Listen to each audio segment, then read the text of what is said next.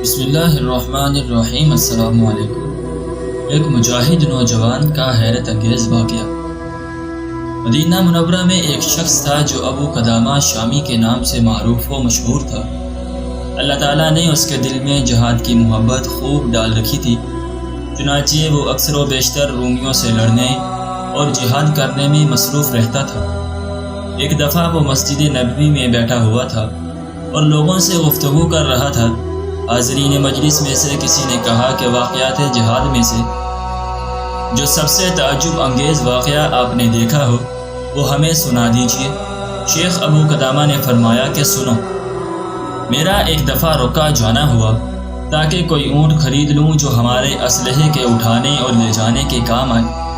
چنانچہ میں ایک دن دریائے فرات کے قریب رکا نامی اس شہر میں بیٹھا ہوا تھا کہ اچانک ایک عورت آئی اور اس نے مجھ سے کہا کہ اے ابو قدامہ، میں نے آپ کے متعلق سنا ہے کہ آپ جہاد پر واعظ کہتے ہیں اور لوگوں کو جہاد کی ترغیب دیتے ہیں۔ میں ایک ایسی عورت ہوں کہ اللہ نے مجھے لمبے لمبے بالوں سے نوازا ہے۔ میں نے اپنے اکھڑے ہوئے بالوں سے ایک رسی بٹھ لی ہے اور اس پر میں نے مٹی مل لی ہے تاکہ بالوں کی بے پردگی نہ ہو۔ آپ اس رسی کو لیجئے اور جب دشمن کی سرزمین پر پہنچ جائیں اور گھمسان کی لڑائی شروع ہو جائے، تلواریں ٹکرانے لگیں، تیر پھینکے جانے لگیں اور نیزے سانپوں کی طرح باہر نکل آئیں، تو آپ اس رسی کو اپنے جہادی گھوڑے کے گلے میں ڈال دیں اور اس سے جہاد کریں۔ اگر آپ کو خود ضرورت نہ پڑے تو کسی ضرورت مند مجاہد کو دیجیے۔ میں اس عمل سے یہ چاہتی ہوں کہ میدان جہاد کا گرد و غبار میرے بالوں کو لگ جائے۔ میں ایک بیوہ عورت ہوں، میرے شوہر جہاد میں شہید ہو چکے ہیں اور میرا کنبہ جہاد میں شہید ہو گیا ہے۔ اگر مجھ پر جہاد فرض ہوتا تو میں خود چلی جاتی، لہٰذا میری جگہ آپ میرے ان بالوں کو جہاد میں استعمال کریں۔ پھر اس عورت نے کہا، اے ابو قدامہ، یہ بات بھی سن لو کہ جب میرا شوہر شہید ہو گیا تھا تو اس نے اپنے پیچھے ایک خوبصورت لڑکا چھوڑا تھا۔ اس لڑکے نے قرآن کریم حفظ کر لیا ہے اور جہادی ٹریننگ کر کے گھڑ سواری میں خوب مہارت حاصل کر لی ہے۔ نیز وہ تیر اندازی میں غضب کا ماہر ہے اور رات بھر تہجد پڑھتا ہے اور دن بھر روزہ رکھتا ہے۔ اس وقت وہ خوب جوان ہے اور اس کی عمر 15 سال ہے۔ آج کل وہ اپنی زمینوں میں کام کے لیے گیا ہوا ہے۔ جب وہ واپس آ جائے گا اور آپ یہاں موجود ہوں گے تو میں اس جوان سال بیٹے کو اللہ تعالیٰ کے رستے جہاد میں اللہ کی رضا کے لیے بطور قربانی پیش کروں گی۔ میں آپ کو دین اسلام کی عزت و عظمت کا واسطہ دیتی ہوں کہ آپ مجھے اس ثواب سے محروم نہ کیجیے گا۔ میں نے اس عورت سے وہ بٹی ہوئی رسی لے لی تو دیکھا کہ وہ اس کے سر کے بالوں سے بنی ہوئی تھی۔ اس نے مجھ سے کہا کہ آپ میرے سامنے اس رسی کو اپنے سامان میں محفوظ کر کے رکھیں تاکہ مجھے تسلی ہو جائے۔ میں نے رسی کو محفوظ کر کے رکھا اور رکا سے اپنے ساتھیوں سمیت نکلنے لگا۔ جب ہم مسلمہ بن عبد الملک کے قلعے کے پاس پہنچے تو پیچھے سے ایک شہسوار کی چیخنے کی آواز آئی جو کہہ رہا تھا، اے ابو قدامہ، خدا کے لیے ذرا رک جائیے۔ ہم رک گئے۔ جب ہم نے دیکھا تو ایک شہسوار گھوڑے کو کداتا ہوا آ رہا ہے۔ آتے ہی اس نے مجھ سے معانقہ کیا اور پھر فرمایا کہ اللہ کا شکر ہے کہ اس نے مجھے آپ کی رفاقت سے محروم نہیں کیا۔ میں نے اس سے کہا کہ پیارے بیٹے، آپ ذرا چہرہ دکھا دیجئے تاکہ میں دیکھوں، اگر آپ پر جہاد لازم اور فرض ہو تو میں آپ کو اجازت دے دوں گا، ورنہ میں آپ کو واپس کر دوں گا۔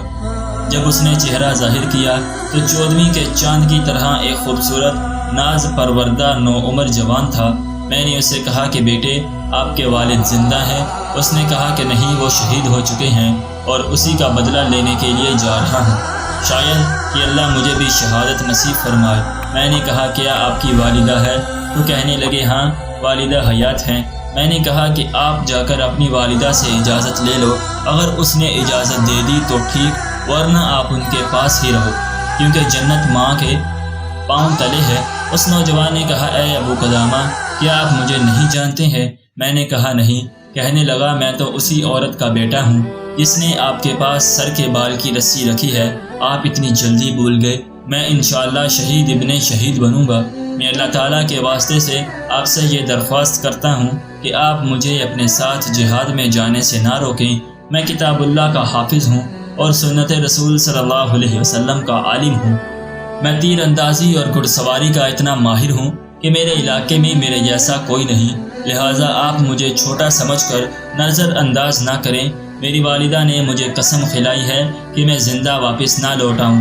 والدہ نے فرمایا ہے کہ اے میرے بیٹے، جب کفار سے مٹبیر ہو تو تم پشت نہ دکھانا، اللہ کے راستے میں اپنی جان اللہ کے حوالے کر دینا، اور جنت میں اللہ تعالیٰ کے پڑوس اور پھر اپنے والد کے پڑوس کی دعا مانگنا۔ جب اللہ تعالیٰ نے تم کو شہادت نصیب کی تو تم میری شفاعت بھی کرنا، کیونکہ مجھے معلوم ہوا ہے کہ شہید اپنے خاندان کے 70 آدمیوں کی شفاعت کرے گا۔ یہ کہہ کر امی جان نے مجھے سینے سے لگا لیا اور آسمان کی طرف نظر اٹھا کر اس طرح دعا مانگی، اے میرے مولا، اے میرے آقا، یہ میرا بیٹا ہے، میرے دل کا پھل اور میرے جسم کا پھول ہے، میں نے اس کو تیری خدمت میں پیش کر دیا ہے، اس کو قبول فرما لیجئے۔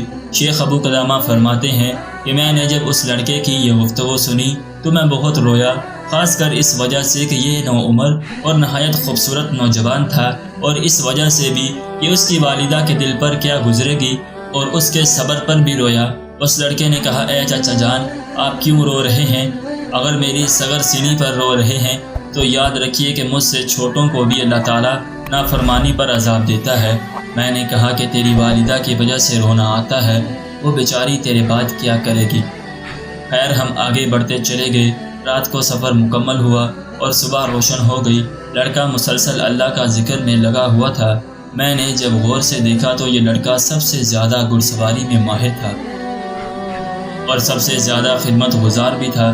جتنا ہم دشمن کے قریب ہوتے جاتے، یہ لڑکا اتنا ہی چست بنتا جاتا تھا۔ دوسرے روز دن بھر سفر ہوا اور غروب آفتاب کے وقت ہم کفار کے علاقے میں پہنچ گئے۔ ہم نے وہیں پڑاؤ ڈال دیا۔ ہم سب روزے سے تھے، چنانچہ اس نوجوان لڑکے نے ہماری افطاری کا انتظام کیا۔ وہ افطاری کی تیاری میں لگا ہوا تھا کہ نیند اس پر غالب آئی اور وہ سو گیا۔ سوتے میں ہم نے دیکھا کہ وہ نوجوان مسکرا رہا ہے۔ میں نے ساتھیوں سے کہا کہ بھائیو، ذرا دیکھو یہ نوجوان کیسے مسکرا رہا ہے۔ جب لڑکا نیند سے بیدار ہوا تو میں نے اس سے کہا کہ پیارے بیٹے، ہم نے آپ کو ابھی ہنستے ہوئے دیکھا ہے، ذرا بتائیے کیا وجہ تھی؟ تم نیند کی حالت میں کیسے ہنس رہے تھے؟ نوجوان نے کہا کہ میں نے ایک عجیب خواب دیکھا تھا، اس کی وجہ سے میں ہنسنے لگا تھا۔ خواب یہ تھا کہ گویا میں ایک سرسبز و شاداب اور کشش باغیچے میں ہوں۔ میں اس میں گھوم رہا تھا اور لطف اٹھا رہا تھا۔ اچانک میں نے وہاں ایک عالیشان محل دیکھا جو چاندی، جواہرات اور موتیوں سے بنا ہوا تھا۔ اس کے دروازے سونے کے تھے اور اس پر سلیقے سے پردے آویزاں تھے۔ اچانک ان پردوں کو کچھ لڑکیوں نے دروازے سے ہٹایا۔ وہ لڑکیاں چاند کی طرح چمک رہی تھیں۔ جب انہوں نے مجھے دیکھا تو سب نے خوش آمدید کہا۔ میں نے خواب میں ایک کی طرف ہاتھ بڑھایا تو وہ کہنے لگی کہ جلدی نہ کیجیے، ابھی آپ کا وقت نہیں آیا۔ میں نے سنا کہ وہ آپس میں کہہ رہی تھیں کہ یہ نوجوان مرضیہ کا شوہر ہے۔ پھر انہوں نے مجھے کہا کہ آپ پر اللہ رحم کرے، ذرا آگے بڑھیے۔ میں کچھ آگے بڑھا تو کیا دیکھتا ہوں کہ اس محل میں ایک کمرہ ہے جو سب سے بلندی پر ہے اور خالص سونے کا بنا ہوا ہے، جس میں زبرجد کا بنا ہوا ایک سبز پلنگ بچھا ہوا ہے۔ اس کے پائے سفید اور چمکدار چاندی کے بنے ہوئے ہیں۔ اس پر ایک ایسی خوبصورت لڑکی بیٹھی ہوئی تھی جس کا چہرہ آفتاب عالمتاب کی طرح چمک رہا تھا۔ اگر اللہ میری نگاہوں کی حفاظت نہ کرتا تو میری نگاہیں چلی جاتی۔